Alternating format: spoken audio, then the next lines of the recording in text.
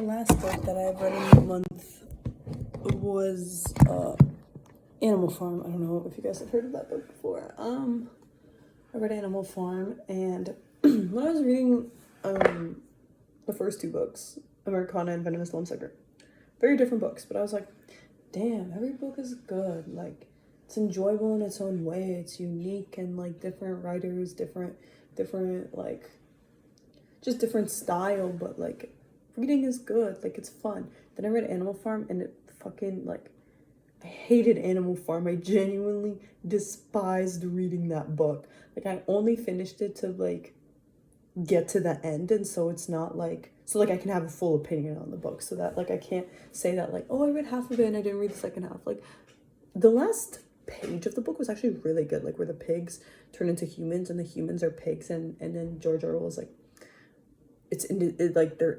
indistinguishable between each other. Like, you can't tell who's a pig or who's a human, and they all have like 5 chins, which I thought was really funny. So I guess I am glad I made to the end of the book for that joke, but it's just so redundant. Like, and it did pose very important questions that are so relevant now, yada yada.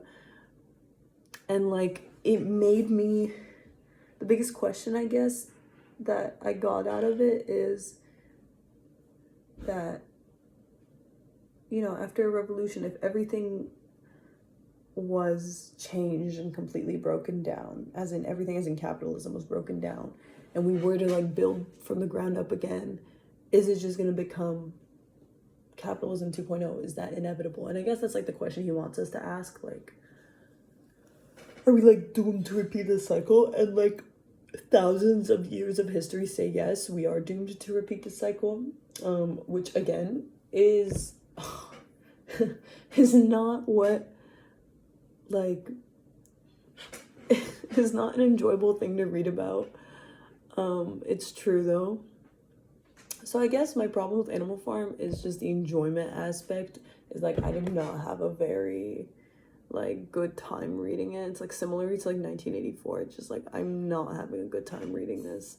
It has important themes, but I'm not having a good time reading this. And just, I don't know, for like 3 pages it'll be like, Napoleon blamed Snowball. You know, the windmill was knocked down, but it was because of Snowball. And like, I understand it's like to enforce like the blame and the propaganda, and how, actually, now as I'm talking, I realize he did a good job of it, because to me, it felt like the same things were being said on every page. Like, Napoleon is like the leader. Napoleon is like king. Da da da da da. He's so important. But then as that was repeated so much, just like subtly in the background, everything slowly changed, and more power was given to him. And like, the commandments were altered, and basically everyone was gaslighted into thinking that they weren't altered.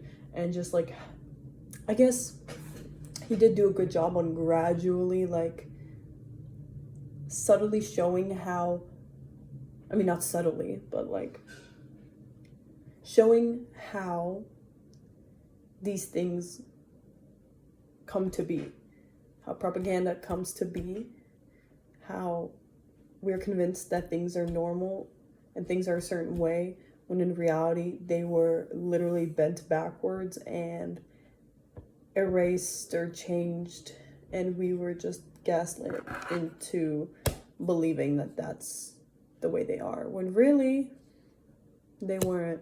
Like, they did a full 180. Like, Snowball, my boy Snowball, was like doing such a good job in the, what's it called, the Battle of the Cowshed, the battle of that like kicked the human Mr. Jones out of the farm. Like, my boy Snowball pulled through, right? But then by the end of the book, not only was everything blamed on Snowball, and like he got like Napoleon was like, bring Snowball dead, like da da da da da. But he was also like, everyone was like convinced that not only did he not fight in the battle like well, but he was actually on the human side, and that he was like a secret agent all the time, and da da da da da. And it's like, it was just a frustrating read, a really frustrating read.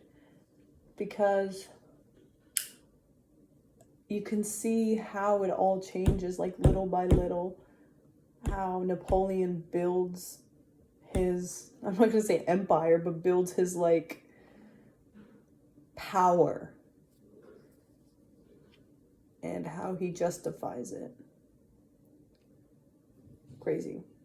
But yeah, I don't have much to say on Animal Farm because I didn't really feel like I learned much. And that's, I guess, the two factors that determine whether I like a book is if I learned something and if I enjoyed reading it. And both things are true for Americana and Venomous Lumpsucker, but for Animal Farm, neither are true. I did not enjoy reading it, and I did not learn anything new.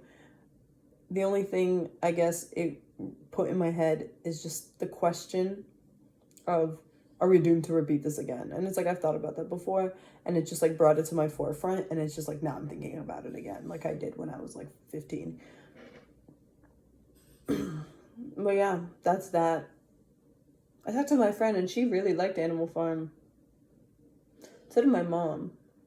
Well, did she read it or not? But we talked about it, and she was saying how it's like an important book, and I agree it's important, but that doesn't mean I enjoyed it. So that's Animal Farm. That's all I guess I read in July. And yeah, stay posted. Started reading a new book. Bye.